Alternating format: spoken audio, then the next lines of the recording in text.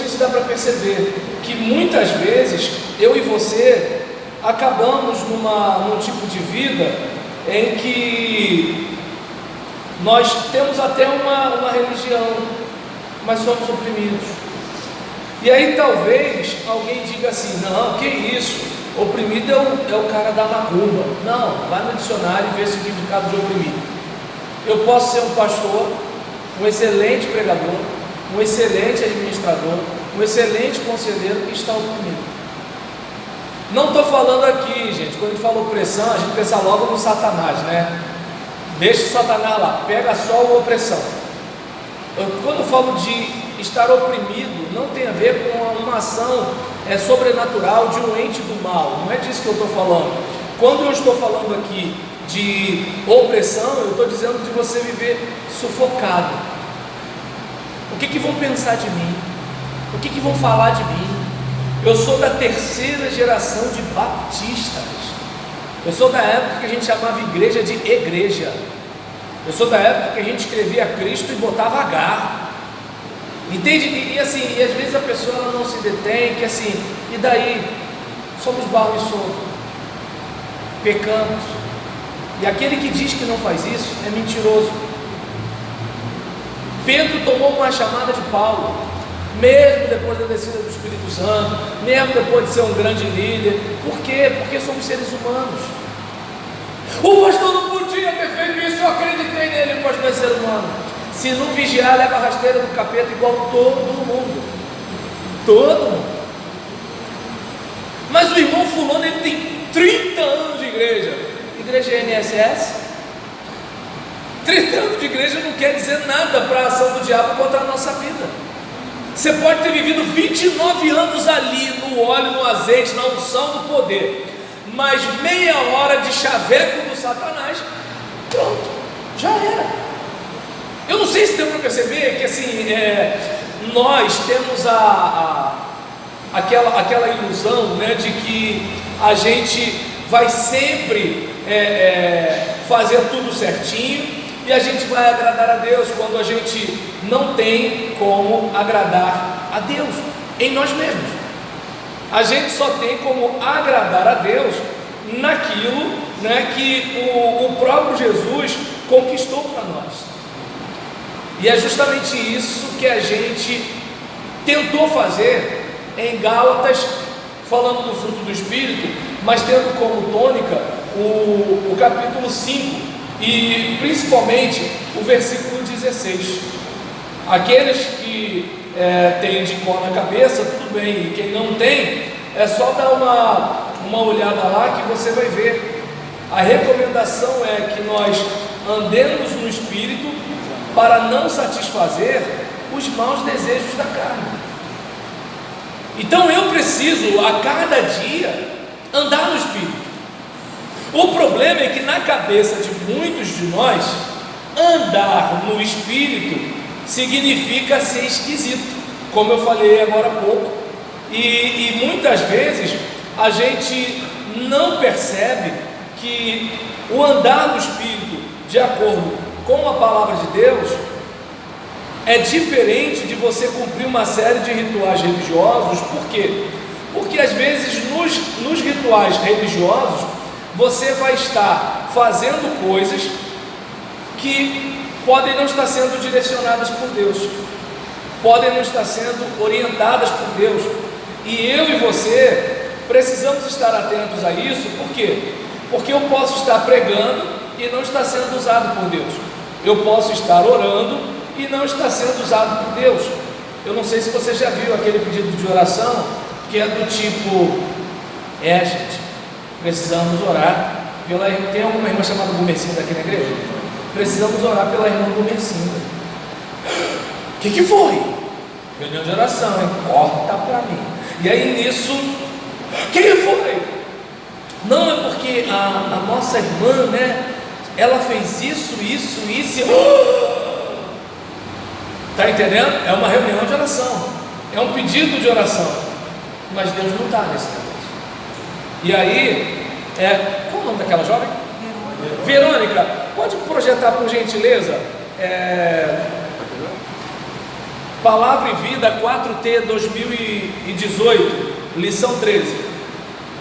E aí é importante, né, que eu e você possamos ter em mente que a saída para a gente como crente não é necessariamente cumprir os rituais. Eu vou no culto, eu vou cantar, eu vou orar. Gente, o que não falta é gente exibida cantando que eu quero conhecer Jesus. O que não falta é gente avarenta dizendo tudo entregarei. Não falta isso. Eu não sei você, mas eu estou cansado. Estou cansado. E eu acho que essa gente também está cansada. Mas vai, porque é o seguinte: salvo, sempre salvo, bicão para frente, até o juiz apitar e acaba o jogo. Só que para mim, essa vida religiosa é aquilo que minha mãe chamava de xoxo, sabe? É aquela comida que você vai comer, parece que tem gosto de borracha. Quem aqui já passou mal do fígado deve entender mais ou menos o que eu estou falando. No meu caso não era mal do fígado não, eu bebi, não, eu comia com farinha. E aí às vezes o fígado ficava, né, e a boca ficava com gosto de corrimão. Assim era a música do Eparé, né? Um remédio que eu usava antes, no meu passado, que me condena. E aí, diante dessa situação, às vezes o indivíduo está na igreja, mas assim, o filho dele olha para aquilo e fala assim: esse negócio de Jesus é chato, esse negócio de igreja é chato. Aí às vezes o camarada ele volta para casa e malha o povo da igreja. Aí assim, do pastor ele não fala mal porque ele tem um pouco de medo, né, do Satanás sair debaixo da cama e atacar ele. Mas ele, não é que ele fala mal, ele assim, é um comentário, ou é um desabafo, né? A gente usa umas palavras mais suaves. E aí depois esse mesmo crente fala assim: filho, vamos lá na igreja. Coloque-se no lugar desse filho. Se eu sou filho desse crente, eu falaria o quê? Tá maluco? Não vou lá nada. Eu, hein? Ver aquela descarada da irmã fulana que minha mãe tanto fala. Conta-se que um pastor foi visitar uma moça, né? É a última história, tá, gente? Conta-se que um pastor foi visitar uma moça e a sua filhinha pequenininha ficava olhando para ele, porque criança olha para a gente, parece que eles conhecem todos os nossos pecados. Já viu como é que criança encara a gente? Porque a gente não tem, a gente não encara muito, porque vai que o indivíduo imagina o que a gente está pensando, então a gente olha e dá uma desviada, olha e dá uma desviada. Criança não, criança olha e olha lá no fundo da sua alma, e aí nisso, a vida fica até com medo do meu filho, ele fica me olhando assim, e não desvia não, fica ali, ei Jesus, o que esse menino está vendo? E aí, nesse caso, ainda bem que ele é filho de Batista, então não vai ter revelação nenhuma. E aí, quanto a isso, a menina ficava olhando, até que o pastor não aguentou e falou assim: ô minha filha, que tanto que você me olha? Eu estou querendo encontrar a sua segunda cara. Mamãe falou que você tem duas. Entende? É claro que o que eu estou falando aqui não acontece. Isso é uma história, é uma anedota, é coisa que o pastor conta, né? Para dar um quebra-gelo. Essas coisas não acontecem, né? E se acontece é lá na Baixada de onde eu venho. Aqui é Rio de Janeiro, né? Rua asfaltada, terra de Marcelo Crivella, é outro nível. Tudo está sob controle, não é mesmo? Agora, em alguns lugares aí, na primeira Batista de Nárnia, tá entendendo? Acontece essas coisas. Eu não sei você, estou fora, irmãos, estou fora. Tá entendendo? As pessoas, eu não acho justo a gente dizer para as pessoas: olha, abandone uma vida de pecado e venha caminhar conosco com Jesus, quando a gente não abandonou a vida de pecado, a gente só deu um nome mais bonito para o negócio. Entende? O que era fofoca virou pedido de oração. O que era mentira virou hino. E por aí vai, né? E assim, sem falar as puxadas de tapete. Gente, puxar tapete de alguém para liderar 15 pessoas. Está entendendo? Detonar um diácono, detonar um pastor, detonar uma líder para ficar à frente de 50 pessoas. Entende? Dar rasteira no irmão da música para cantar para 20 pessoas. Assim, é uma maldade que para mim é até uma burrice, mas é o Satanás, né? Ele faz a coisa ruim parecer boa. é a tal da propaganda, né? E na propaganda é um negócio incrível. É como eu ontem estava falando, né, em relação a questão de pastor, né, para querer ser membro de igreja. Não sei se sou eu. Ah, é? Ó, eu prego gritado. Qualquer coisa pode até desligar o som, que para mim tá tranquilo. Com certeza eles vão me escutar. E quem não me escutar, né, graças a Deus, né, a direção da igreja deixou esse espaço vazio aqui na frente, né, para se você não escutar, tá? Isso aqui foi planejado, né, para que se você não escutar, você poder chegar mais para frente e eu não precisar gritar. Até porque Batista não gosta muito de pregador que grita, né? Meu apelido no seminário era pregador de trem. E aí, em relação a esse caso, né, opa, perfeito. Viu? Nem percebi, gente. Pode ligar que tá lá. E aí, em relação a isso, tá dando para me escutar, não tá? Tá vendo? Esse é o bom de pregar gritado, gente. Em relação a esse caso, né, eu não sei se dá para perceber que muitas vezes as pessoas elas se perdem, né? E aí eu estava falando, né, uma irmã perguntou: você está em que igreja? Eu falei: estou na igreja tal. Mas está pastoreando? Eu falei: não, a minha igreja me destituiu. Ué, mas você está lá ainda? Eu falei: estou. Por quê? Porque não é fácil para a gente que é pastor ir para uma outra igreja. Porque eu tenho um jeito diferenciado de pregar. E isso me abre portas e me fecha portas, né? Porque a gente está rindo, mas eu estou alfinetando. E tem gente que não gosta disso, né? O camarada, ele quer ficar no pecadinho dele lá, e o pastor tem que deixar ele quieto.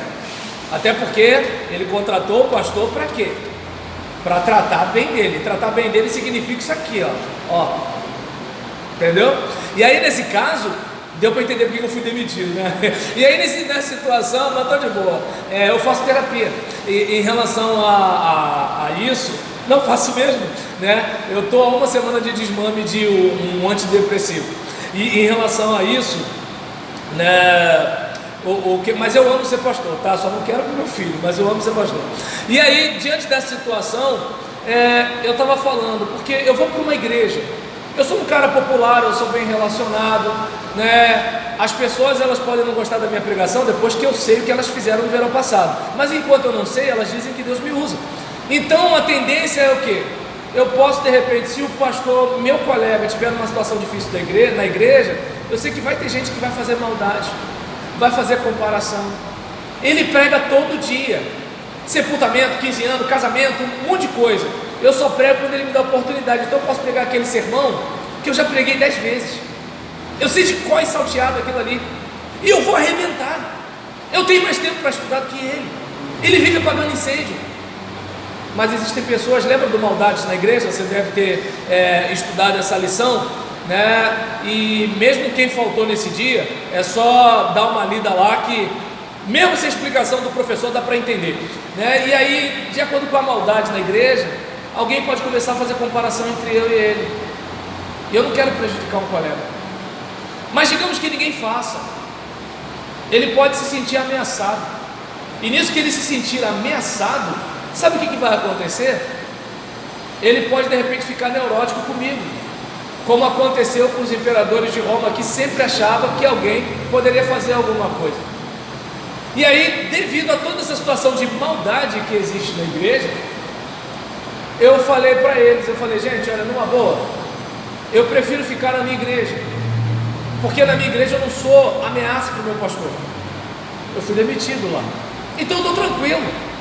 E ele me dá a oportunidade, eu prego, não fiz nada de errado, posso olhar todo mundo nos olhos. Então eu não sei se dá para perceber por que eu prefiro isso. Porque eu não quero ir para uma igreja e prejudicar um colega. Eu não quero que um colega fique enciumado, neurótico, preocupado se vai acontecer alguma coisa. Aí talvez algumas pessoas digam: o pastor é ciumento. Por que é ciumento? Será que não é ciumento porque realmente ele corre risco? Será que não é ciumento porque realmente acontecem algumas maldades? Não aqui no Rio de Janeiro, mas na Baixada Fluminense. Entende? E aí, diante de situações assim, aí eu estava falando com eles. Falei: gente, eu preguei aqui, né? Aqui eu sou bife com fritas. O pastor daqui é arroz com feijão. Mas se eu viesse para cá e ficasse aqui, eu me tornaria arroz com feijão também com o passar do tempo. E aí eu dei um exemplo. Aquele cara que tem uma amante, a mulher dele, para ele, é um jaburu, é um tribufu, é um filhote de cruz credo. A amante tem uma voz suave, ela é bonita, ela é atraente, ela é um monte de coisa.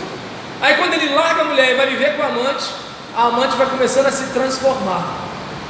Aí daqui a pouco o avião vai virando teco-teco também. Por quê? Porque ela vai receber o mesmo tratamento que ele dava para outra. E ela vai mostrar as imperfeições que tem, que não mostrava no flerte e na paquera. Por que eu estou dizendo isso? Por causa do que eu falei lá atrás sobre a propaganda. O mundo faz uma propaganda para nós. E a pessoa, às vezes, ela deixa. Pensou que eu saí, né, gente? Não, saí não. E aí nisso, a pessoa, ela deixa, às vezes, as coisas de Deus por causa da sedução do mundo. Porque o diabo promete, como dizia a minha mãe, mundos e fundos. Nunca entendi isso. Nunca entendi. Mas estou repetindo assim mesmo, escutei. E aí nesse caso, né, sabedoria dos antigos. E aí, quanto a isso, você vai e pensa, uau! E aí quando você chega lá, você vê que não era bem isso que eu queria. É como a propaganda de carro, nunca tem engarrafamento. E aí você pensa, eu vou comprar esse carro e vou ter aquela paz. E aí quando você compra o carro, você está gritando lá na linha vermelha, na linha amarela, buzinando, tá entendendo? Tá com raiva, e ainda tem uns vozinhos que vão atravessar, né? Aí eles vão assim, né?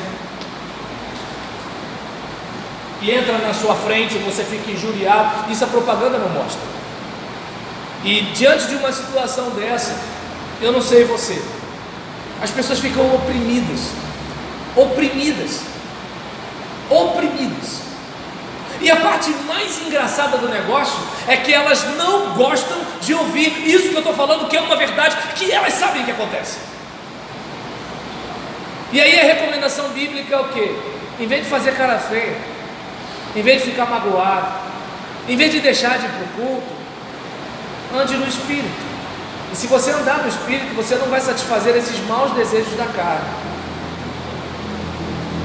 Até porque fritar o pregador, boicotar o trabalho da igreja, deixar de ser dizimista, não vai te ajudar a livrar o filho das drogas, não vai ajudar a restaurar o casamento, e não vai dar um testemunho verdadeiro da vida em Jesus para as pessoas que estão lá fora. E como eu falei, eu não acho justo dizer para a pessoa, abandone a vida de pecados, quando eu não abandono a vida de pecados, mas eu transformo os meus pecados com um verniz religioso. Mas eu sou tão mal quanto era antigamente. Só não bebo nem fumo, ou bebo, só vinho porque está na Bíblia e no Natal. Deu para entender? Mas eu proponho a exclusão daquele que não tem adega em casa e tomou uma branquinha na barraca. Entende? Eu traio minha mulher, mas eu proponho excluir a adolescente que engravidou. Aqui conhece os Paranauê e toma um anticoncepcional, né? Essa casa de branco. No meu tempo as meninas casavam de rosa chá, goiaba, salmão, entendeu? Mas as outras não. E aí eu não sei você, era isso que Jesus queria quando ele falou: edificarei a minha igreja? Foi por isso que Jesus morreu. Daí a proposta, né? E de acordo com o texto que está ali, você pode reparar que Paulo está dizendo que, olha, quanto a mim, eu jamais me glorie, a não ser na cruz de nosso Senhor Jesus Cristo, por meio da qual o mundo foi crucificado para mim. Então a gente percebe uma atitude aqui no apóstolo: o mundo foi crucificado para mim, ou seja, o mundo morreu para mim. É aquele caso, digamos, eu estou no trabalho, há uma proposta para eu ganhar o dobro do que eu ganho, eu estou morto para isso. Por quê? Porque eu não vou vender a minha alma para ter esse aumento. É aquela seguinte situação, desculpa de quando eu falo de infidelidade, eu só falo da parte masculina, né? Mas é porque eu não entendo o universo feminino, né? Estou casado há quase 22 anos, mas ainda não entendo de mulher, né? Queria muito entender, mas não entendo. E quando eu penso que entendo, eu aprendo que não. Mas em relação a isso, tomara que ela não esteja assistindo, meu Espírito Santo particular, né? Com certeza a irmã Marcela não é igual a Gisélia, mas a Gisélia, ela aqui, ela já está falando assim: por que você não entrou no texto, Roberto? Se ela tivesse aqui, entendeu? Mas a irmã Marcela com certeza não é desse jeito, mas minha esposa tem problema. E aí, quanto a isso, eu não sei, desculpa, eu não vou dizer que eu tenho problema, né? Quem tem problema são os outros, não é isso? E aí, o mundo está crucificado para mim. É aquele caso do tipo, tem aquela colega de trabalho ou aquela colega de faculdade que está flertando comigo.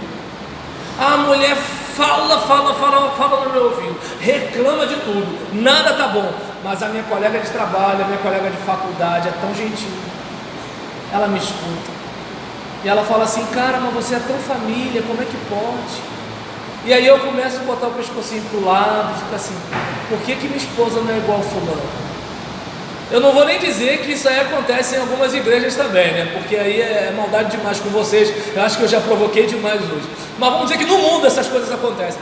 Mas por que minha esposa não é igual a fulana de tal? Que me compreende, que me entende. A Bíblia diz, né, que a voz da mulher estranha é doce como o mel. E aí nessa situação, como cristão, não me interessa se a minha esposa é chata, se ela fala para 40, não me interessa isso. Eu estou crucificado para o mundo. Se for o caso, eu vou pedir transferência. Se for o caso, eu vou pedir para ser mandado embora. Se for o caso, eu vou trancar a faculdade. Mas eu estou crucificado para isso. Eu não sei se deu para perceber. Eu não estou dizendo que eu não vou me sentir atraído por essa colega de trabalho. Eu não estou dizendo que eu não vou imaginar, meu Deus, será e tal. Eu não estou dizendo isso.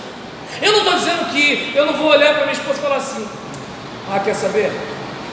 Ah não, mas se eu me separar, a igreja já não vai mais me aceitar. Vou fugir de casa, né? De vez em quando tem uns pastores que tem uns negócios desses assim, larga tudo, né? Mas aí é outro assunto. Mas isso não é no Brasil, né? Lá em Nárnia. E aí nesse caso, eu estou crucificado. A minha carne treme como a de todo mundo. Mas porque eu estou debaixo da graça, não estou debaixo da lei, o pecado não vai ter domínio sobre mim. Mesmo que a realidade diga que ele tem, a palavra diz que ele não tem. E eu decidi acreditar na palavra. Então eu vou me considerar morto para o pecado e vivo para Deus. E aí, desculpa de não fazer como tradicionalmente a maioria dos professores fazem, né, de ficar lendo a revista, né? Mas assim, é para você conhecer um pouquinho de o porquê que essa revista foi escrita. É por alguém que assim está cansado de igreja, não da igreja, mas do que fizeram com ela. E aí nesse caso, eu estou crucificado, o mundo foi crucificado para mim, e eu crucificado para o mundo. Eu não existo mais para essa realidade, eu não existo mais para isso. Vez por outra, tem irmãos que mandam WhatsApp para mim para pedir conselho. Eu falo assim: fulano, eu tenho o maior prazer de te dar qualquer orientação, desde que seu pastor saiba. Converse com ele, que você está conversando comigo, ele dando o aval, e olha que eu ainda estou confiando, a pessoa poderia mentir, ele dando o aval, eu estou aqui à disposição. Fora isso, eu não vou fazer. Aí talvez você diga: ah, mas nunca teve nenhum pastor que orientou uma ovelha sua. Não sou ele. Eu estou crucificado para o mundo, e eu não sou um cara contratado, pago pela igreja para fazer a igreja crescer. Eu sou pastor de almas e cuidador de gente, de pessoas que querem seguir a Jesus. Quem quer fazer essas coisas aí, que faça, elas não são problemas meus. O meu problema são os cordeirinhos que Jesus falou: Pedro, tu me amas? Eles são o meu problema, e nem meu problema, são problema de Deus. Eu só tenho que obedecer o que Deus mandou. Não é porque um cachorro me morde que eu vou morder o cachorro. E aí, diante de uma situação dessa, eu falo: olha, eu tenho o maior prazer. Aí nessa brincadeira alguns fazem assim: ah tá, e nunca mais pedem conselho. Enquanto a gente sabe que tem pastor, não aqui no Rio, né? Porque aqui está tudo sob controle, mas em alguns outros lugares, que ficam aliciando membros de outras igrejas, dando oportunidade para membros de outras igrejas. E aí o membro já está descontente com o pastor, vai na outra igreja, e aí vai, faz toda aquela média para o cara ficar. Está dando para entender? E aí, diante dessa situação, Paulo fala: eu estou crucificado para o mundo. De nada vale ser circuncidado ou não, ou seja, a prática religiosa. Eu sou um bom dizimista, eu frequento todos os cultos, eu já li a Bíblia 10 vezes, Ou seja, eu sou um diácono na igreja, eu sou um pastor na igreja, eu sou o quarto pastor na minha família. Paulo está dizendo, olha só, de nada vale ser circuncidado ou não. O que importa é ser uma nova criação. Lembra do hino? Recebi um novo coração do Pai. Eu conheci uma diaconisa que ela falava assim: pastor, eu não gosto de cantar esse hino. Eu falei: por quê, irmã? Porque a gente canta uma família sem qualquer falsidade, uma família vivendo um compromisso. Somos corpo, assim bem ajustados, totalmente ligados. Eu falei: minha irmã, olha só, eu até entendo o seu argumento racional, mas que tal, como alguém que não vive por vista e vive por fé, a gente crê que um dia isso vai acontecer. Meu filho, por exemplo, a gente tenta dar um pedaço de carne para ele, a gente tenta dar um chuchu para ele, é uma luta. Mas se eu chegar em casa com uma quentinha de batata frita, eu não sei o que acontece. Ele já chega, quando ele vê a sacolinha, ele já vem chegando perto. Quando eu abro assim, ele sente aquele cheiro do mal, ele fala: quer. Eu só não falo que ele é filho de Adão para não comprometer a minha reputação, mas assim, é o pecado. Mas eu preciso acreditar que vai chegar o dia da maturidade que ele vai perceber: ou eu mudo ou eu morro. Ele tem 2 anos. Agora, se ele tivesse 20 e ficasse nessa, eu ia falar assim: é burro, está se envenenando, vai chegar uma hora que não vai dar. Então eu não sei se dá para perceber que assim, eu preciso olhar para a igreja como assim: vai chegar a hora da maturidade. Por isso que ao homem de Deus não convém contender. Por isso que o bispo deve orientar a igreja com toda longanimidade, e uma longanimidade bem longa mesmo, né? E aí nisso você já viu lá sobre macrotomia, longanimidade, longo ânimo, paciência, você sabe do que eu estou falando. E aí por isso que o homem de Deus tem que ter toda a paciência, porque hoje fulano é brigão, mas vai que ele se torna o cara mais manso da igreja. Tudo bem que a irmã fala mal de todo mundo, mas vai que de repente ela vai se tornar a irmã mais confiável da igreja. E a gente tem que ter esperança, e a gente tem que ter fé, e a gente tem que acreditar que as coisas vão melhorar e que as coisas vão mudar. Porque se isso não acontecer, uma igreja que não tem esperança, como é que vai ser? E aí, o importante é ser uma nova criação. É isso que eu quero para mim, é isso que eu desejo para as pessoas que me ouvem. Uma católica estava assistindo um vídeo em que eu falava sobre sacramento, e ela veio discutir comigo, né, falando sobre pesquisas científicas que mostrava, né, o DNA de carne, de substância, né, humana, né, na hóstia, num milagre que aconteceu, de elementos de hematológicos, né, no cálice, que tinha um resíduo de sangue, alguma coisa assim. O que eu fiz? Eu coloquei para ela: olha só, manda para mim a bibliografia que você consultou, para eu dar uma olhada nessa pesquisa. Só não fica chateada comigo, porque aqui é um olhar de recorte protestante, eu não tenho como enxergar como você. E eu também quero agradecer por você dar atenção ao meu modesto vídeo. Talvez alguém diga: por que eu fiz isso? Porque embora tenha um monte de crente na internet destilando ódio, já viu como é que os crentes estão no Facebook? Eu não vejo um bandista malhando um bandista, mas eu vejo crente malhando crente.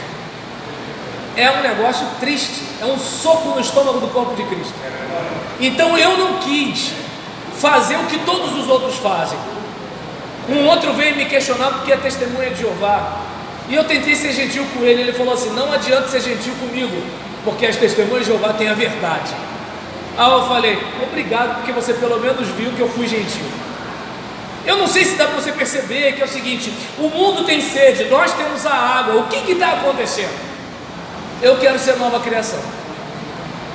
Daqui a pouco a gente vai embora, daqui a pouco eu morro. Eu quero deixar uma marca positiva no meu tempo. Eu quero ser aquele cara que as pessoas não gostaram do que eu falei, mas entenderam o que eu falei. Porque eu sou do tempo que o pastor, quando ficava chateado com a igreja, ele falava: temos que sair dessa letargia. Ninguém ficava chateado com ele. Ninguém ficava chateado com ele. Ele botava tudo de ruim para fora, mas ficava todo mundo de boa. Porque o pregador antigamente ele falava de um jeito que as pessoas, uau, como o meu pastor é inteligente, mas ninguém aprendia nada. E isso não é o que eu quero para mim. Fiquem chateados comigo, mas que na hora de pecar lembrem da minha cara feia. Eu quero de coração que o jovem, que o adolescente solteiro fique de braço cruzado me olhando pregar, mas que quando ele estiver naquele beco escuro, 11h30 da noite, só ele e os demônios, eu quero que ele lembre da minha cara assim: isso é pecado, hein? Miserável. Eu quero. Sabe por quê? Porque depois, quando a menina engravida e ele capina, é no meu gabinete que vai parar.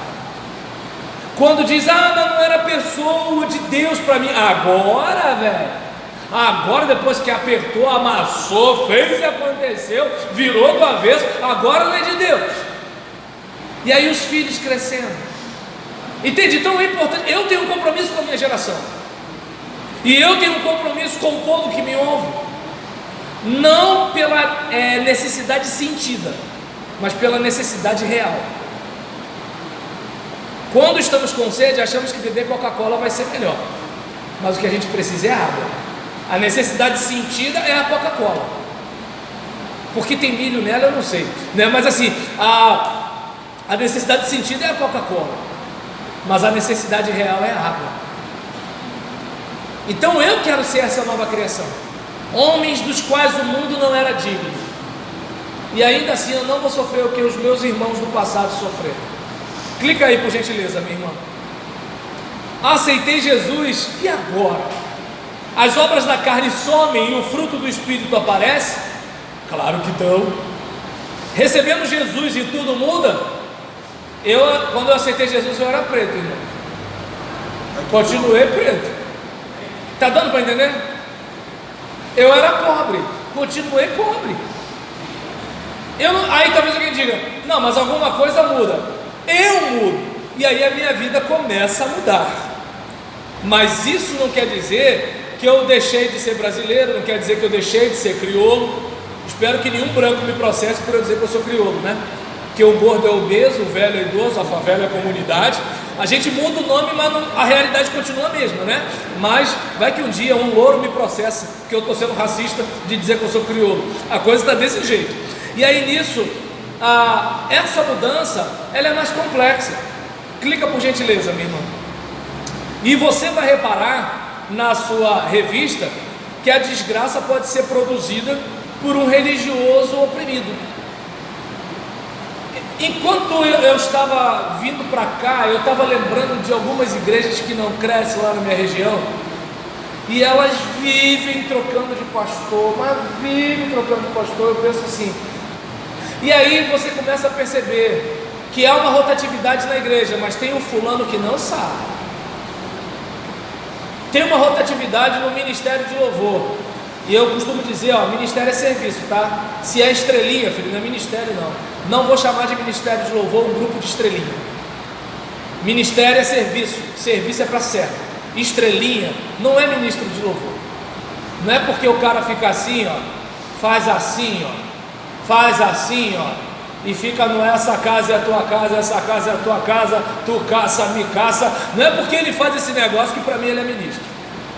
Ministro é se ele chega junto, se ele é obediente, se ele é ovelha, se ele é dizimista. Ministro para mim é servo. E aí você percebe que há uma rotatividade no grupo, mas aquele cara está lá. Deu para entender? Diáconos desistem, mas aquele está lá. Então eu não sei se dá para perceber. As pessoas às vezes elas não param para observar que o religioso oprimido, ele produz desgraça. Porque como ele não se resolve, os problemas sempre são os outros. E como os problemas sempre são os outros, eu vou trocar de mulher, porque o problema é minha mulher. Eu vou trocar de igreja, porque o problema é minha igreja. Eu vou trocar de pastor, porque o problema é meu pastor. Só que essa pessoa vai passar décadas e décadas e décadas e a vida dela não vai melhorar. Porque eu não sei você, mas o que eu observei? Eu não tenho controle sobre o que acontece fora de mim, mas eu tenho controle sobre o meu comportamento. Eu estava falando com o pastor Márcio agora há pouco. Imagina, eu tenho 45 anos e tenho um filho de 2. Quando eu oro, eu falo assim: meu Deus, passa só metade da vitalidade desse menino para mim. Mas Deus não me passa essa vitalidade. E aí eu sofro, né? E ontem ele foi dormir quase 2 da manhã. E como a mãe rala mais do que eu com ele, inclusive acordando de madrugada, o que eu fiz? Eu fui dormir na sala, porque eu liguei 2 despertadores, um para 7 e um para 7h30. Mas eu fui dormir lá para as 2 e pouca da manhã. E aí nisso, meia-noite, enquanto eu ainda estava na peleja, eu fingia que estava dormindo, ele vinha, me batia, chorava, me chamava. Aí eu falava: quer dormir? Não, não, não, não, não, não, não, não. E aí a gente ficou nessa tortura psicológica, tipo prisão de Guantánamo, tá dando para entender? Ficou uma prisão secreta lá no Pentágono. Eu fiquei nesse sofrimento até 2 da manhã. E o que aconteceu? Despertou 7 horas, lá no corredor, levantei, fui lá e mexi. O de 7h30 já estava perto de mim, fui e mexi. Aí eu arriei o olho, quando abri o olho era 8h20, eu fiquei desesperado. Não me pergunte como eu vim no trânsito, tá? Mas ainda bem que não tem adesivo dizendo que foi Deus que me deu, não tem peixinho e não diz a serviço do Rei Jesus, tá entendendo? Se o cara me amaldiçoou, tá de boa, não envergonhei o Evangelho, né? E aí, diante de uma situação dessa, né, o que acontece? Diante dessa situação, eu não tenho como mudar o meu filho, ele tem 2 anos. Eu não tenho como mudar algumas coisas em mim. Eu tenho 45 anos, eu estou na idade de ter neto, de ficar deitado no sofá assistindo maratona de série na Netflix, gente. Só que é o seguinte, não sei se dá para entender, eu sou casado desde 23 anos e Deus mandou ele agora. São coisas que não estão sob o meu controle, mas sob o meu controle está botar um despertador aqui, um despertador lá. Deu para entender? Eu não tenho o controle sobre a minha denominação, mas eu posso escolher o que fazer para ajudar nesse negócio. Só que as pessoas, elas não querem se transformar, elas querem transformar os outros. Irmão, se eu tomasse conta da minha vida igual eu tomo conta da vida dos outros, eu seria um cristão top. Mas é uma mania dos infernos de querer saber da vida do outro. Soube? Kleber Lucas separou, e eu com isso, eu tenho que tomar conta da minha vida para eu não separar. Está dando para entender? Viu, fulano de tal, traiu a mulher, e eu com isso, eu faço parte do problema? Não. Eu faço parte da solução? Não. Por que a gente está conversando sobre isso? Vamos bater um papo sobre a carta de Paulo aos Efésios? É mais jogo do que falar do adultério do cara. Pelo amor de Deus, irmãos, me entendam, eu não estou defendendo adultério. Eu só estou dizendo que é o seguinte: eu vou ajudar? Não. Para que a gente vai comentar? Que tal eu lembrar quando foi a última vez que eu escovei os dentes 3 vezes ao dia? Quando foi a última vez que eu escovei os dentes a cada refeição, igual eu aprendi quando era pequeno? E eu não tenho mais dente. Dentadura também dá bafinho. Quantas vezes eu escovei? Eu não sei se dá para perceber que assim, se eu tomasse conta da minha vida igual eu tomo conta da sua, eu seria um cristão melhor. Se em vez de eu ficar preocupado sobre isso que o pastor faz não tem a ver com a nossa igreja, ele vai dar conta a Deus. Que tal eu ver se o que eu faço não tem a ver com a nossa igreja? Entende? Eu não sei se dá para perceber que a gente gasta uma energia muito grande querendo mudar o mundo. O mundo aí está aí, é violento. Eu tenho a cor padrão, né, gente? Então, o meu carro, a luz de salão é de LED. Para quê?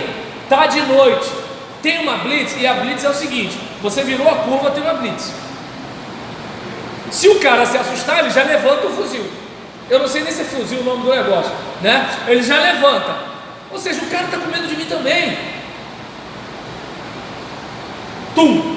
Aí aquela luz assim, tipo nave espacial, eu até fico mais claro com aquela luz. Porque eu não tenho como mudar o cenário de violência urbana no estado do Rio de Janeiro.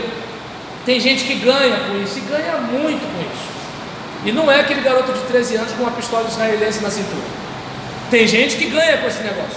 Eu não tenho como mudar isso, mas eu tenho como colocar uma lâmpada de LED. Eu tenho como, quando o policial olhar para mim, eu estar com as 2 mãos sobre o volante. Se é blitz do exército, eu olho, boa noite.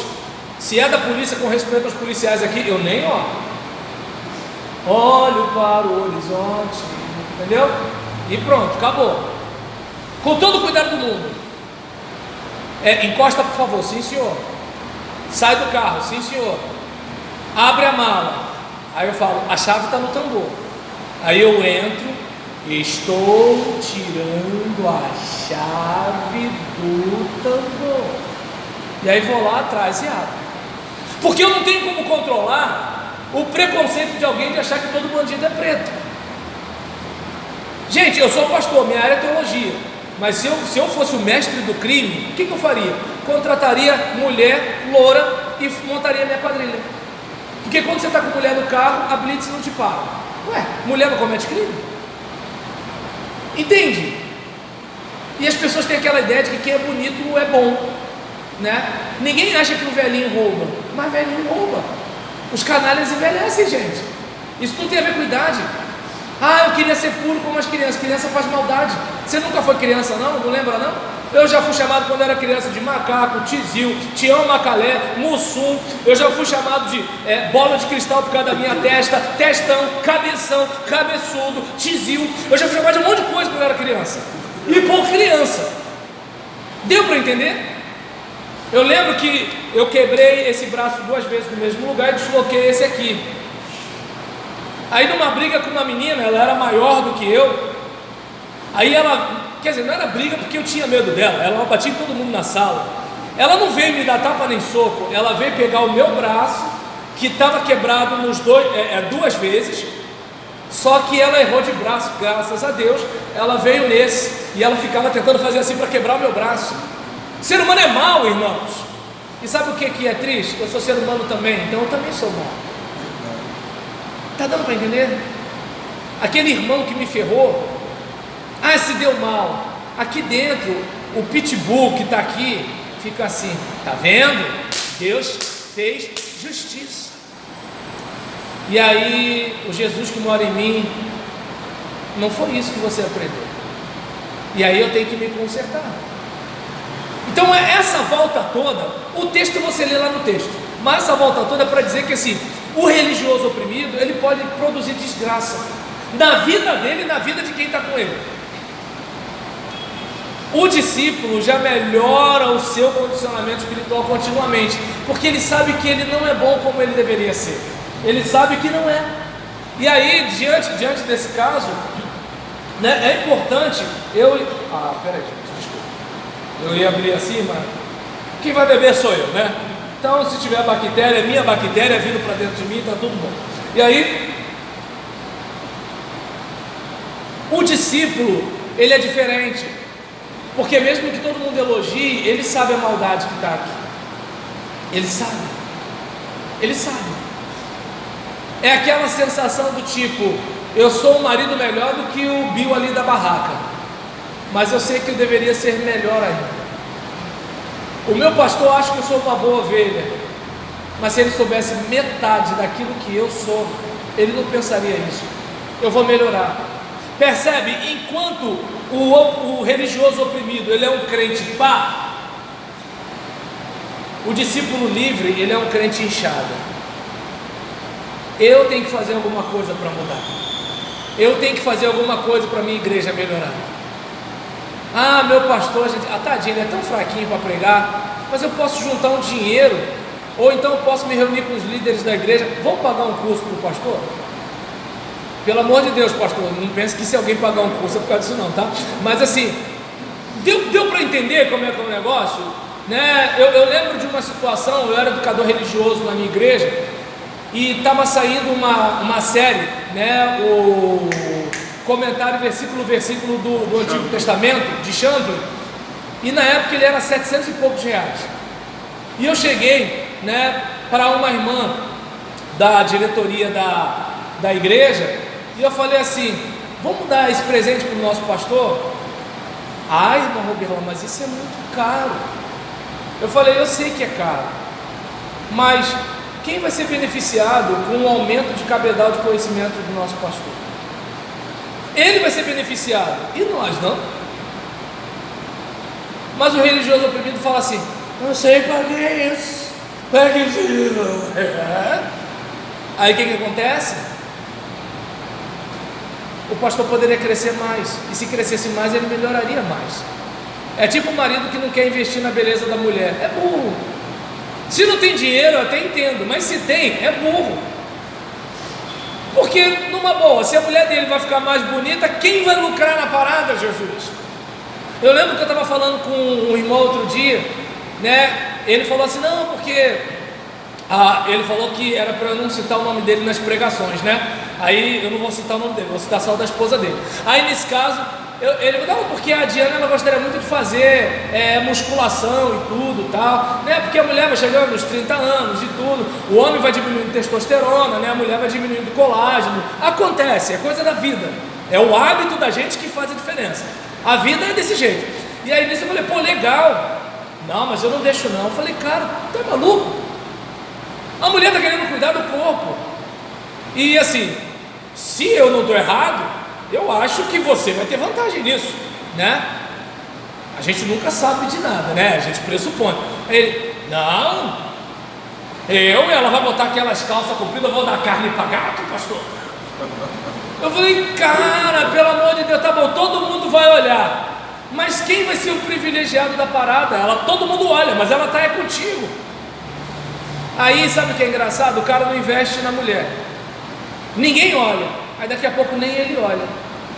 Deu para entender como é que é o negócio? É esse tipo de situação que assim, aí quando eu falo isso, eles falam assim: pastor, prega a palavra. Gente, mas eu não sei que palavra de Deus que o povo quer escutar, sabe? Quer o quê? É que a gente fale de alguma coisa lá do além-mundo. Gente, a nossa vida eterna começa aqui. E que vida eterna é essa em que a gente não para pensar que investir na própria igreja é investir em si, investir nos próprios filhos é investir em si, investir no cônjuge é investir em si. Mas o religioso oprimido, ele não percebe isso. Mas o discípulo livre, ele sabe que tem que melhorar o seu condicionamento espiritual continuamente. Eu estou sendo egoísta, eu não estou pensando em mim, eu não estou pensando na minha esposa, eu não estou pensando na minha igreja, eu estou pensando só de estar lá na frente. Tem que ser eu. Fulano é melhor do que eu, mas eu não posso perder essa chance. E terceiro, para a gente encerrar, em Cristo podemos vencer as fraquezas humanas. Todos nós temos fraquezas, cada um numa área. É claro que para a gente que é crente, pecado está sempre relacionado a sexo ou cachaça. Fulano de tal caiu, a gente nunca pensa que ele é invejoso, a gente não pensa que ele é manipulador, a gente não pensa que ele é agressivo, a gente não pensa que ele é rebelde. Fulano caiu, a gente pensa sexo, só isso, ou cachaça. O vinho está na Bíblia. Às vezes eu me pergunto por que Jesus foi multiplicar o vinho, gente, mas tá bom. Aí nesse caso, em relação a isso, em Cristo podemos vencer as fraquezas humanas. Eu não sei você, mas eu como pastor, eu prefiro lidar com o adúltero do que com o fofoqueiro. O adúltero destruiu a família dele, ele destruiu a confiança do marido ou da esposa, ele perde o respeito dos filhos, ele destruiu a família dele. O fofoqueiro não. O fofoqueiro destruiu a família do adúltero, destruiu a reputação do pastor, porque vai dizer que o cara ou que a mulher traiu o cônjuge porque o pastor não sei o que lá. Destruiu a reputação da igreja, porque ele vai falar lá na barbearia que tem um irmão na igreja dele que belisca por fora. Deu para entender? E esse cara dificilmente vai ser disciplinado. Dificilmente. Numa época de pós-verdade, fake news, tem gente que fala tanta coisa de tanta gente e fica por isso mesmo. E aí quando você fala assim: não pastor, mas ele me caluniou, tem que ser disciplinado. Irmão, mas fulano de tal é assim mesmo, não sei o que lá. Agora, vai ver a irmã que catou 3 irmãos na igreja para ver se não vai ter um facão aí. Agora o fofoqueiro que falou de 10 pessoas, estragou várias vidas, a gente deixa para lá.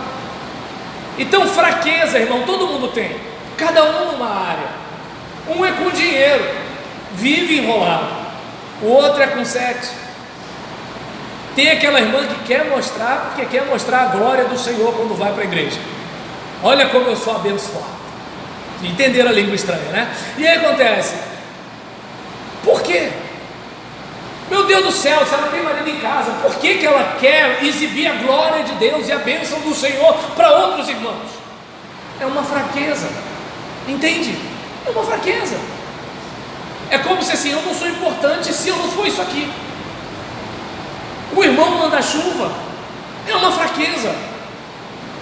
Ele acha que ele tem que ser o cara que tem pulso, o mentiroso, o banana.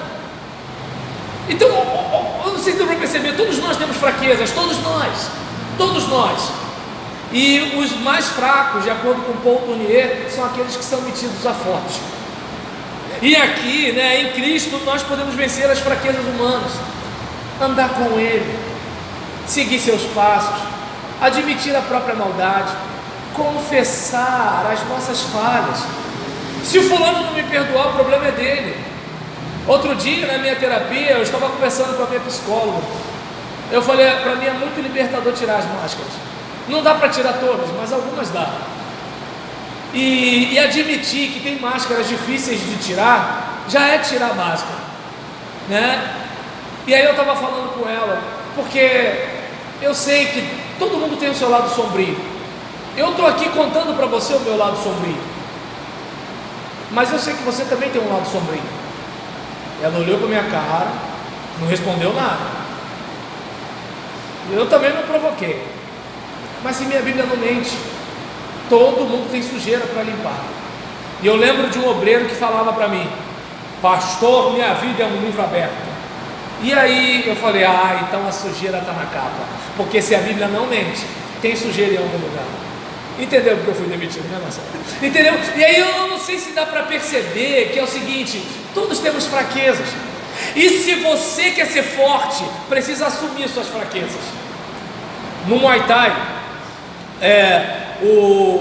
uma das coisas que a gente mais faz no aquecimento é abdominal, de todo tipo.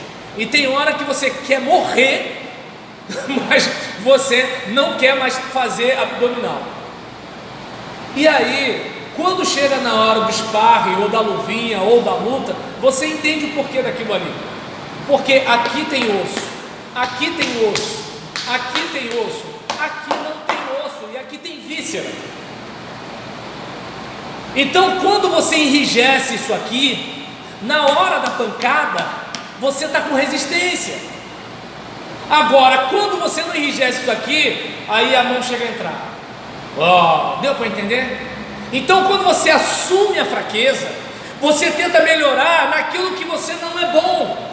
Você tenta se esforçar para você não cair ali. Você tenta proteger o calcanhar de Aquiles, que era o ponto fraco do Aquiles da mitologia. Entende?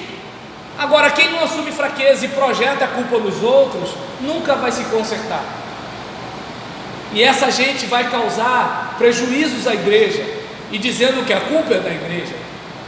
Elas vão adoecer os pastores, e vão culpar os pastores pelas doenças que elas lhes causaram. Elas vão desgraçar as famílias, e vão dizer que não dão sorte na família. Elas vão prejudicar a vizinhança, e vai dizer que aqueles vizinhos são um bando de endemoniados, de coração duro, que não quer receber Jesus. Mas o discípulo livre, ele mata no peito e fala assim: Senhor, me ajuda a melhorar, me dá mais uma chance, me ajuda a guardar a minha língua, me ajuda a conter os meus olhos cobiçosos, me ajuda a me guardar dessa vontade de aparecer, me ajuda a me livrar dessa mania de querer mandar nos outros, e me ajuda a cantar aquele hino do Inário Roberlaniano dos últimos dias: toma conta da sua vida. Deu para entender? E aí, mais um clique, que a partir de hoje você tome a firme decisão de amar os não amáveis. Porque tem o crente que foi batizado na água, irmão, mas tem o crente que foi batizado no limão. O cara é difícil de aturar, nada tá bom para ele, e ele é bom em tudo. É difícil, mas a Bíblia não fala que você tem que amar quem é amável. A Bíblia fala: ama o teu próximo como a ti mesmo. A questão não é se ele merece, nunca foi entre você e os outros, sempre foi entre você e Deus. Então, que a partir de hoje você tome a firme decisão, porque o amor da Bíblia que a gente tem que ter é decisional, não é emocional, é algo que você assume do tipo, eu quero ter esse amor prático. Lembra, se teu inimigo tiver fome, dá de comer. Então, tome a decisão de amar os não amáveis, de se alegrar em Deus. Como eu falei aqui, eu estou no 3º ano de tratamento de depressão e na primeira semana, que eu estou no desmame do antidepressivo.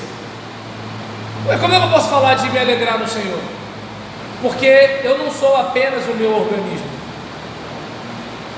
Você pode estar acometido pelo diabetes, não é o caso aqui, porque eu vi que o café é tudo sem açúcar, aqui o pessoal, e aí nisso, você pode estar sendo acometido pelo diabetes, mas você não é o diabetes. Você pode tomar uma decisão. Tem um cara que não enxerga, mas ele desenvolve os ouvidos. Ele não escuta, mas ele tem uma leitura labial incrível. Ele não tem mãos, mas ele toca violão com os pés. O homem pode se reinventar. Não permita que a sua limitação lhe limite. Percebe? Meu filho 2 anos, tratamento de depressão 3 anos. Não me pergunte como.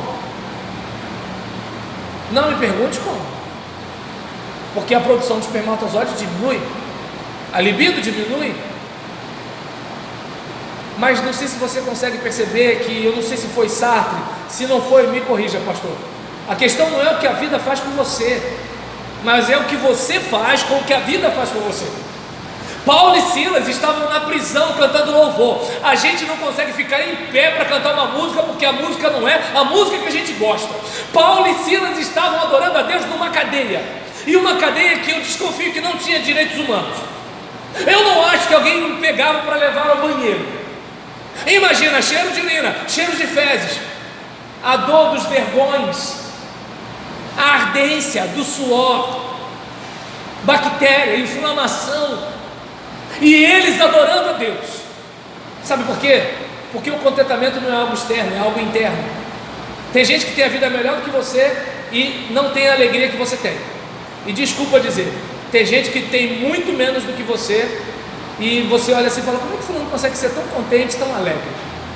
Sabe por quê? Porque não é o lado de fora, é o lado de dentro. Tem gente que reclama de bênção. Eu poderia estar reclamando do meu filho. Tem gente que faz isso, mas o filho é bênção. Tem gente que reclama da esposa. Ele não lembra quando ele estava sozinho.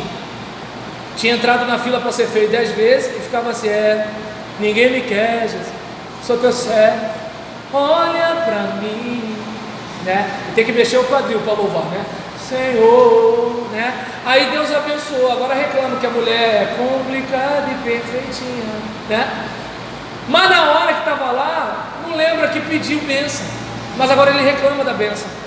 Esse meu chefe, quando estava desempregado, estava pedindo emprego. Percebe? A questão não é o que acontece do lado de fora, é aqui, Eu aprendi a viver contente em toda e qualquer situação. Muito pouco, humilhado, exaltado, posso suportar tudo. A vergonha e a honra. A vergonha não me diminui, a honra não me orgulha. Eu posso suportar tudo naquele que me fortalece.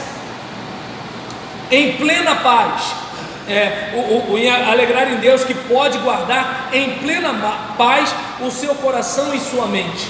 O mundo está caótico, o mundo está doente, a coisa está frenética, a igreja está um negócio de doido. Às vezes parece que igreja e facção criminosa é quase a mesma coisa, é uma série de ataques na internet. Eu não nego, o meu lado ruim gosta de ver a treta de Paulo Júnior e Silas Malafaia, eu gosto. Round 1, E aí nisso, aí vem, porque essa pataquada, porque a igreja, Eu gosto de ver as tretas dele lá, Antes era o Caio Fábio, mas agora o pessoal não dá muito ideia mais para ele. E aí nisso, você olha e diz, como é que eu posso ter paz? O príncipe da paz mora em mim, e eu vou tirar proveito disso. É como, por exemplo, a recuperação física de uma criança que se machuca é muito maior do que a de um idoso. Só que a criança não sabe disso. Às vezes você tem um potencial, mas você não utiliza isso. Às vezes você tem uma genética que dá para te deixar com uma cintura que uma outra pessoa não tem. Então, ou seja, você tem poderes que você desconhece. E da mesma forma a questão do poder da ressurreição em nós, de ser paciente na tribulação. A luta não acabou, a bênção não chegou, mas enquanto a luta não acaba e a bênção não chega, Deus é contigo. Entende? Se você passar pelos rios, as águas não vão submergir você. Se você passar pelo fogo, as chamas não vão arder em você. Deus não prometeu para a gente céu sem tempestade, mas Ele diz que os que confiam no Senhor, esses aí que esperam nele, vão voar como águia. E os estudiosos dizem que as águias têm a capacidade de voar sobre as nuvens, acima das tempestades. Deus não prometeu para você uma vida de comodidade, mas Ele prometeu para você capacidade de suportar as adversidades. Mas o crente mero religioso, não.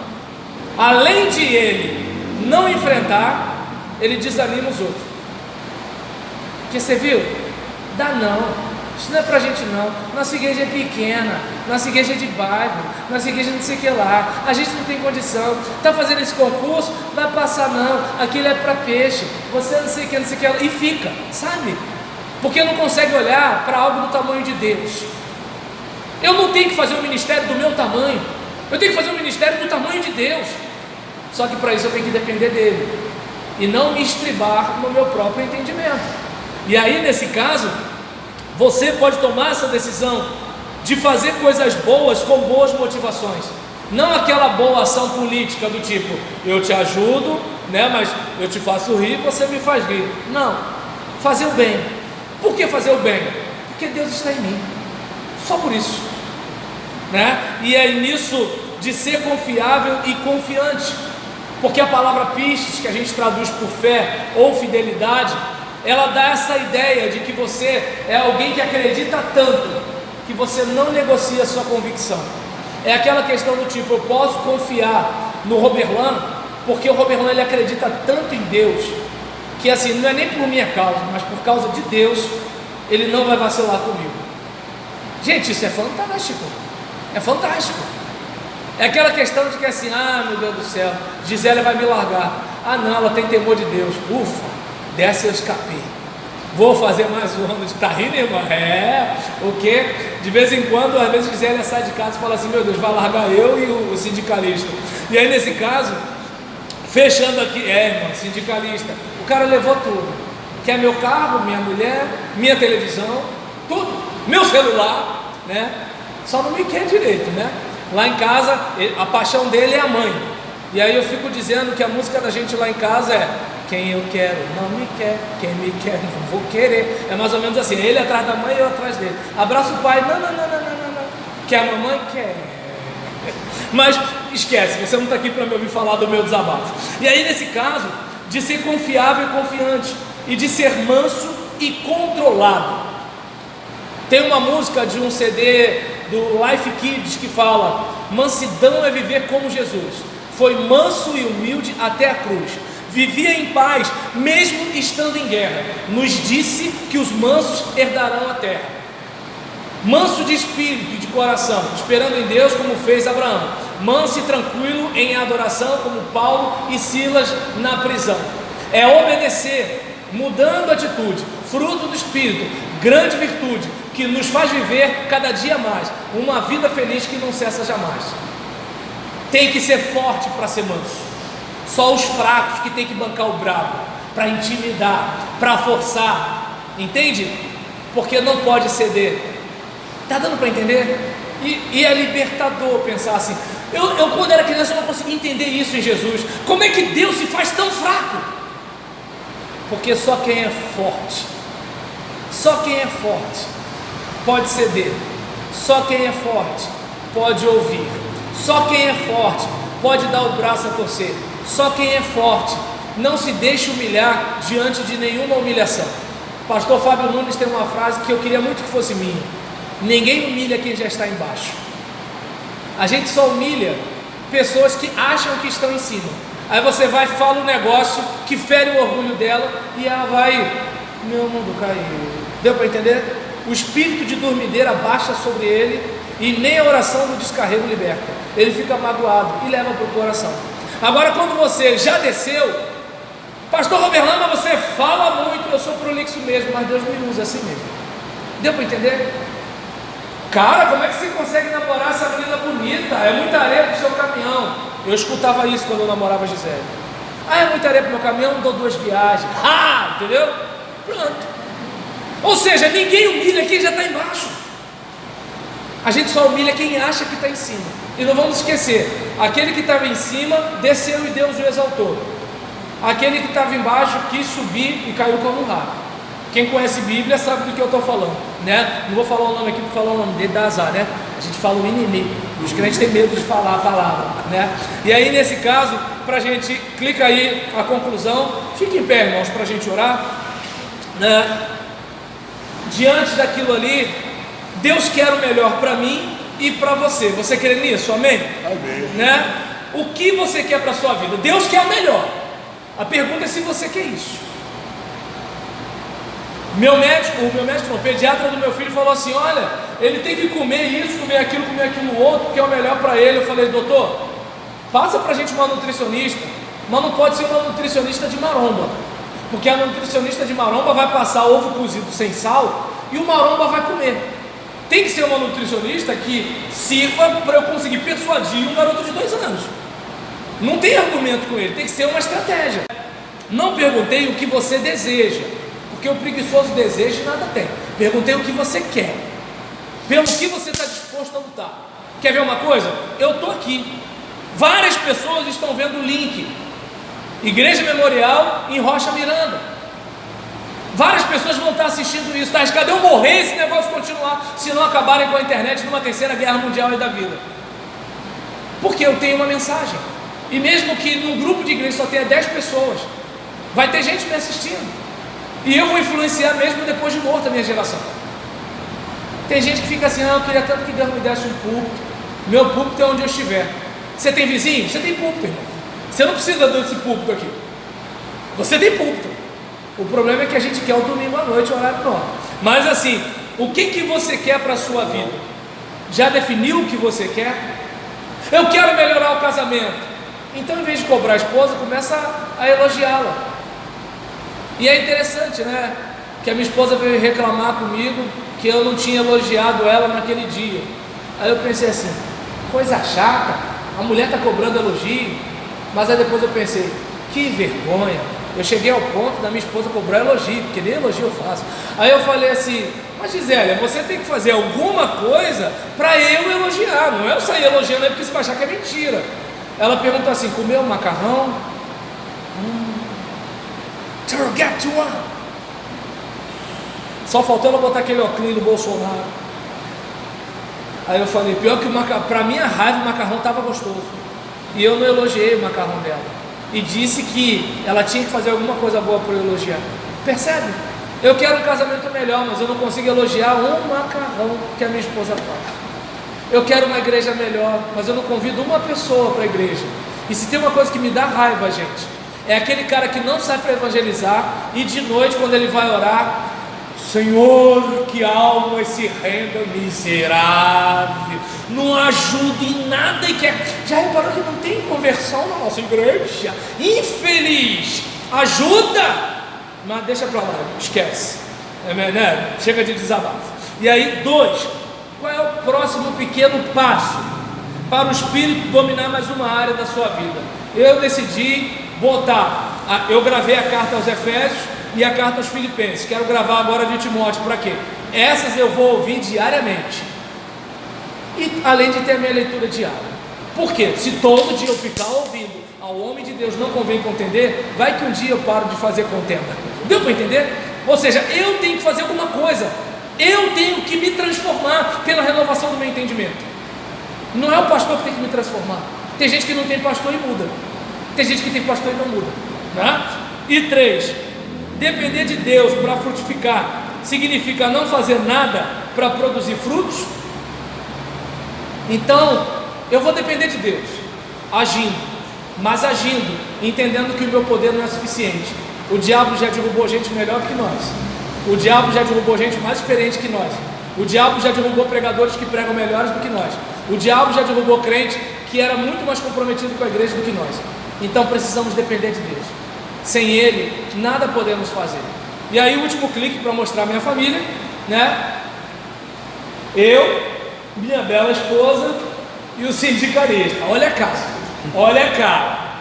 É aquilo ali que eu enfrento todo dia até as 2 da manhã, né? Então, oremos ao Senhor.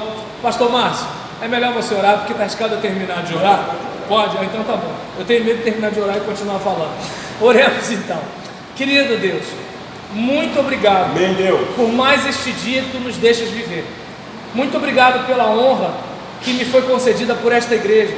Obrigado pelo privilégio que esses irmãos me deram de compartilhar a minha leitura da Bíblia e a minha compreensão do Evangelho. E eu peço que de um modo muito especial Tu transformes, ó Deus, o que eu falei, apesar de mim, em voz do Senhor para os seus corações. E que, ó Deus, aquilo que não é básico, nem fundamental, necessário para a vida deles, que isso não ocupe lugar em seus corações e mentes, mas aquilo que é essencial para que eles sejam discípulos livres, inclusive livres de si mesmos, que eles possam abrigar, agasalhar em seus corações. E eu peço, ó Deus, que saiamos daqui com a consciência de que precisamos melhorar para a nossa igreja melhorar, até porque a igreja é aquilo que seus membros são. A igreja faz aquilo que seus membros fazem, e a igreja tem aquilo que seus membros doam. Então que nós, enquanto membros, melhoremos para que nossa igreja melhore, porque se nossa igreja melhorar, o nosso bairro vai melhorar indiretamente pela influência dos pequenos cristos distribuídos nessa cidade, de modo que as pessoas olhem para as nossas vidas e queiram a vida que temos, e a vida eterna é esta, que Te conheça, o único Deus verdadeiro, e a Jesus Cristo, amém, a quem enviaste. E é no nome dele que nós oramos, para a Tua glória, na força do Espírito, e em nome de Jesus, amém. Amém. Meus irmãos, podem sentar e desculpa, tá vendo? Eu tenho que falar do meu livro. Se eu tivesse passado a palavra, aí nesse caso, esses 2 livros aqui, né, Entre os Sonhos de Deus e as Realidades Humanas, são livros de minha lavra. O pastor Ebenezer Soares falou minha lavra, eu achei tão bonito, minha lavra, né? Nunca fui no dicionário para ver, mas deve ser coisa boa. E aí, livros de minha autoria. Entre os Sonhos de Deus e as Realidades Humanas é baseado na vida de José. Diz minha sogra que José sofreu mais do que Jesus, né? Então assim, o cara sofreu pra caramba, mas o sofrimento dele serviu como degrau para o crescimento dele. Então é um livro motivacional numa perspectiva ou numa pegada bíblica. Esse aqui não, pastor para quê? É uma provocação. Tem pastor que não gosta dele e tem ovelha que não gosta dele. Por quê? Porque a gente fala sobre aquilo que o pastor deve ser e fazer, não aquilo que a igreja quer. Então aí é complicado, porque se o pastor joga para a galera, ele não vai gostar desse livro. E se a igreja contrata um funcionário, também não vai gostar desse livro. Mas agora, não sei se dá para perceber, um dia todos nós vamos estar cara a cara com Deus, né? Então, 1 é 30, 2 é 50 e pode pagar depois. Beleza? Deus te abençoe. 1 é 30, 2 é 50 e pode pagar depois. Deus te abençoe. Amém. Caiu aí. Ah, tá legal. Irmãos, Deus abençoe o pastor Roberlan, amém? Pastor Roberlan, ele é esse jeitão mesmo, mas eu acredito literalmente que todos nós fomos edificados pela palavra. Eu aprendi, eu absorvi coisas para a minha vida. Ontem, lá no curso, nós tivemos aula com o pastor Denis. Pastor Denis é da Igreja Presbiteriana Independente de Penha Circular. Acabou que eu fui de carro e quando eu estava voltando, Itaboraí, deixei ele em casa. Ele, poxa pastor, eu ainda fui abençoado. Foi a primeira vez que eu vim aqui em Itaboraí, não sabia nem como chegar. Já estava preocupado como eu ia voltar. E aí ele veio comigo e ele deu uma aula, irmão, que é uma aula que o Roberlan fez, eu fiz.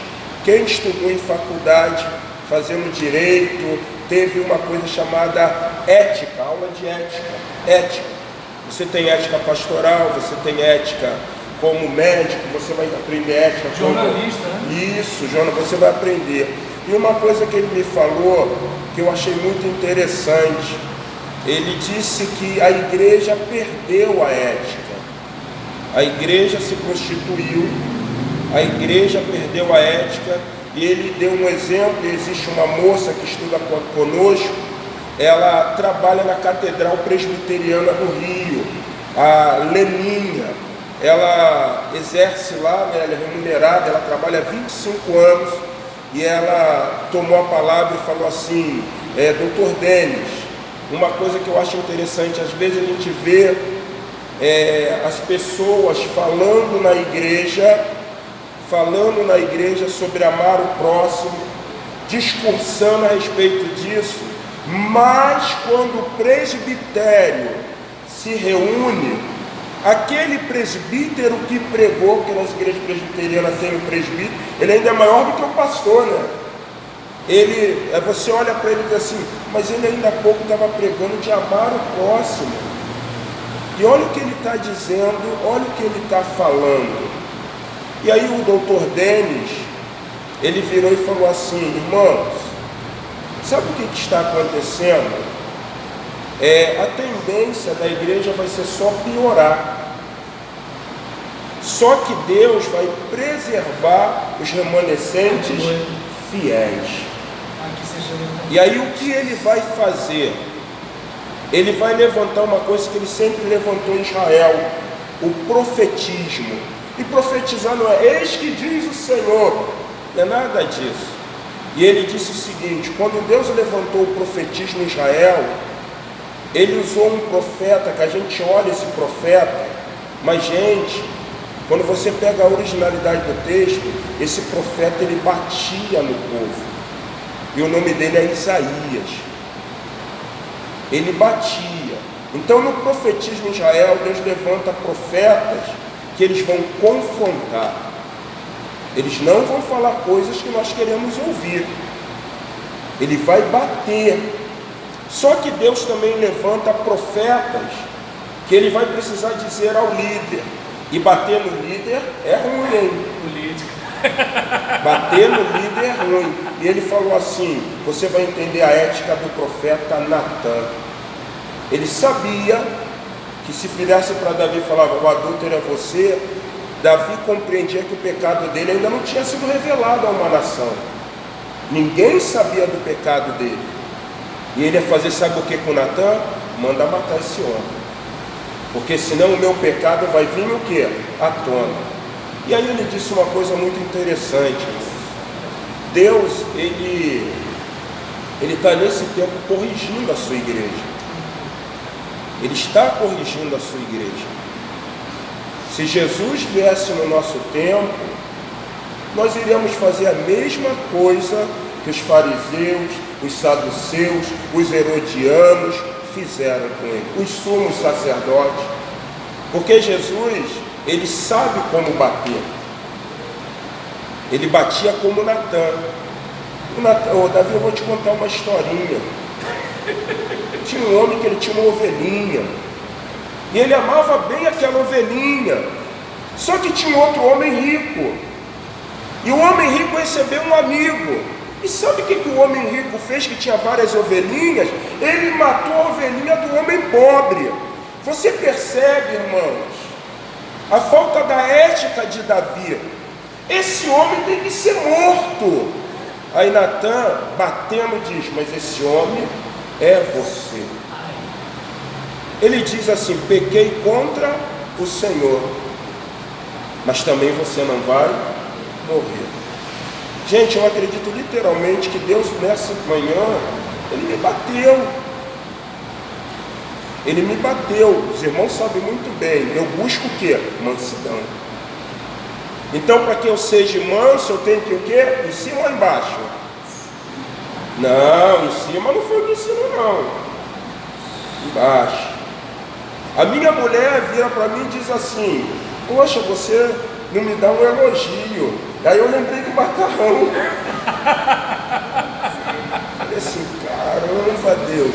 Aí Deus pega você, tá, tá, tá, tá. Gente, não é para você sair daqui, presta atenção, irmãos.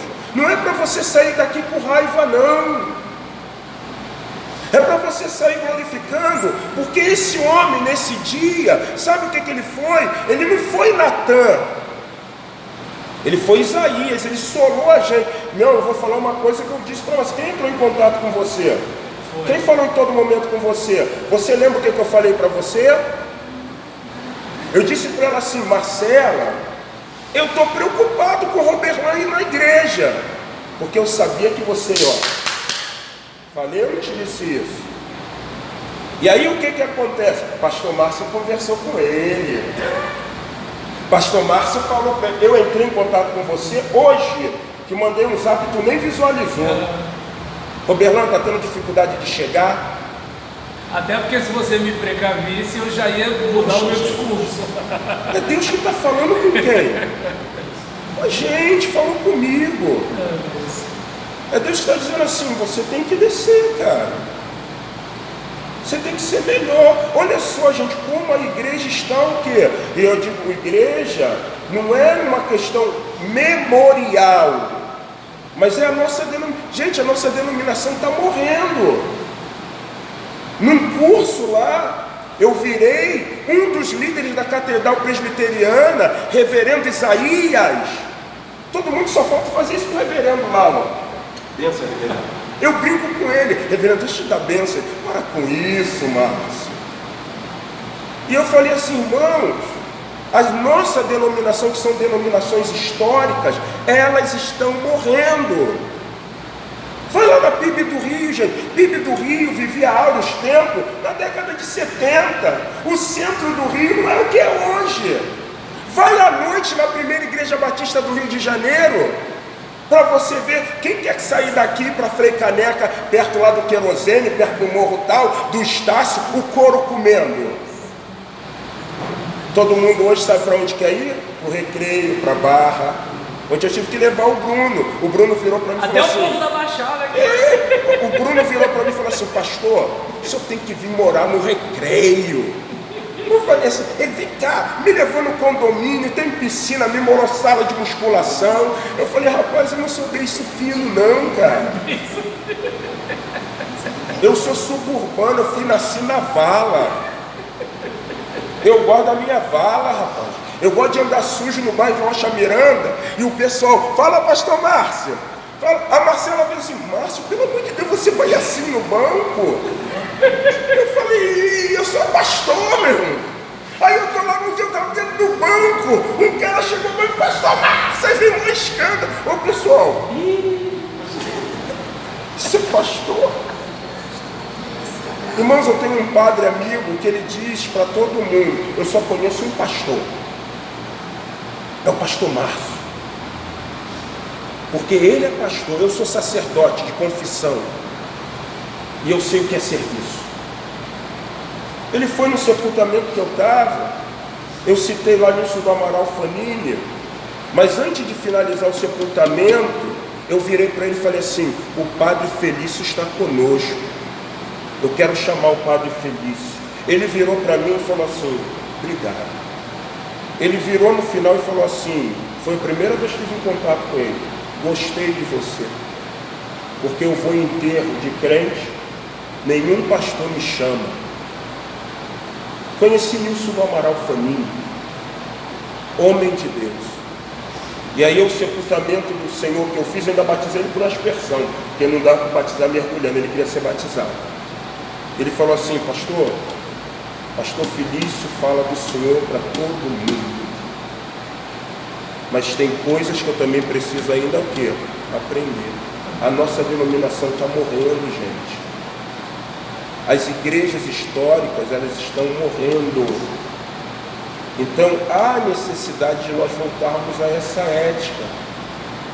Há necessidade do profetismo. Não é, né? Que coisa linda, né? Vamos colocar em posição orfeônica. Todo mundo, posição orfeônica.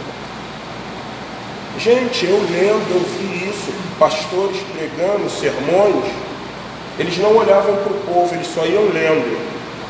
Palavras extremamente difíceis. E no final, eu vi a gente que foi visitar a igreja dizendo assim: eu não entendi nada do que esse cara falou. Mas a igreja diz assim: o nosso pastor é culto. Olha, gente, eu estou pregando para vocês aqui Ninguém aqui, eu não tenho um doutor em ciência, eu não tenho aqui um pós-doutorando em astronomia. Eu tenho gente humilde como eu.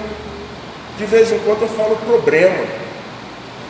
De vez em quando, a professora de português vai dizer assim, conjugou o verbo o quê? Errado.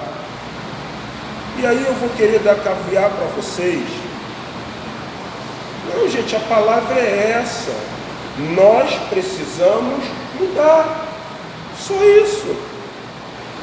Não adianta eu ser o pastor na igreja e não ser pastor na minha casa. Não adianta eu ser pastor na igreja e minha filha, meu filho, o Isaías, Isabel está perdido, e vocês dizendo assim, poxa, o pastor Márcio cuida da igreja, mas não cuida da sua o quê? Família, gente. Que moral eu vou ter para falar? Eu ouço uma coisa de alguns irmãos, e desculpe, mas eu discordo e luto para que não aconteça comigo, porque diz que se paga pelo quê? Pela língua. Pastor, eu criei bem meus filhos, se eles optaram por outro caminho, a escolha dele. Mentira, você não criou bem, porque quem cria um filho bem, ele vai sempre optar por um bom o quê? Claro, gente. Como é que se eu criei o Isaías, a Isabel e o Israel, eles estão fora da igreja? É contraditório ou não é isso? Eu pergunto para vocês, é assim que a Bíblia ensina? Instrui o menino no caminho que deve andar, porque ele não vai o quê? Ah, não, é porque ele se desviou, mas a instrução. A gente pode pegar o versículo da nossa roupagem. Eu estava vendo um vídeo, finalizando, que o pastor disse assim, a gente gosta de falar que Deus criou o homem no barro, né? E aí a ideia é que ele fez um bonecão de barro, e aí ele fez assim, e surgiu Adão. Ele, tem que desmistificar isso, o cara é um criacionista, um doutor. E ele usa a Bíblia e diz assim, o texto não diz que Deus criou o homem do barro, o texto diz que Deus criou o homem do pó da terra. E cientificamente é comprovado que existem elementos no pó da terra que está inserido na vida de quem? Do homem. Deus olhou a terra e viu ferro, ele falou assim, vou botar ferro na vida do homem. Então nós precisamos, irmãos, simplesmente viver essa perspectiva, dessa ética, e como o pastor Roberlan nos ensinou, nós precisamos, uma coisa simples que Jesus, ele falava, hoje se nós falarmos, é motivo do irmão se ofender, deixarmos de ser hipócritas.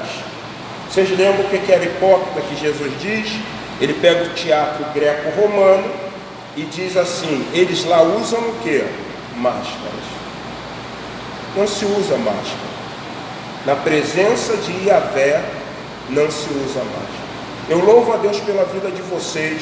Eu louvo a Deus pela Igreja Batista Memorial de Rocha Beirão. Eu louvo a Deus porque eu não fico deprimido. E eu não estou dormindo de calmante, graças a Deus. Quando eu estou deprimido, eu ando sujo no meio da rua, dentro do centro de encontro motivo. Mas Deus diz assim, mas você ainda é pastor. Eu luto, irmãos, eu não sou de desistir, eu vou lutar. Porque vocês como pastor, vocês como ovelhas, sabem de uma coisa que eu sempre digo para vocês. Nós vamos ver uma coisa, Deus o quê? Realizando. Porque eu ainda tenho o quê? Esperança. Não desisto de vocês. Como é que eu vou desistir da irmã Dominga, deixar de ver ela regendo? Como é que eu vou desistir da irmã Vilma quando ela diz assim, pastor, nossa finança, pastor? Como é que eu vou desistir da diacona Isaelma que fica, pastor, não veio porque ele não avisou?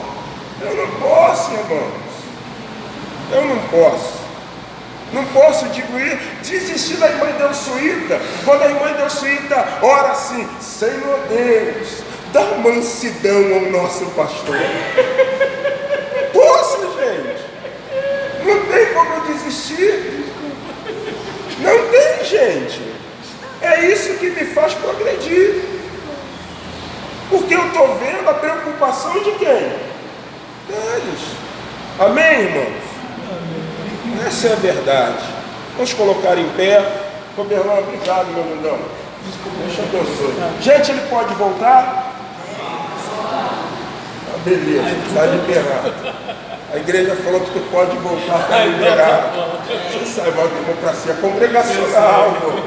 Então vamos orar agradecendo a Deus, pedindo que o Senhor nos leve. Ainda tem um pouquinho do café ali, para que você possa degustar em nome do Senhor Jesus Cristo. Pai, em nome de Jesus queremos pedir que o Senhor abençoe a vida do pastor Roberlan. Obrigado, Senhor, porque o Senhor tem usado ele na nossa denominação. Amém.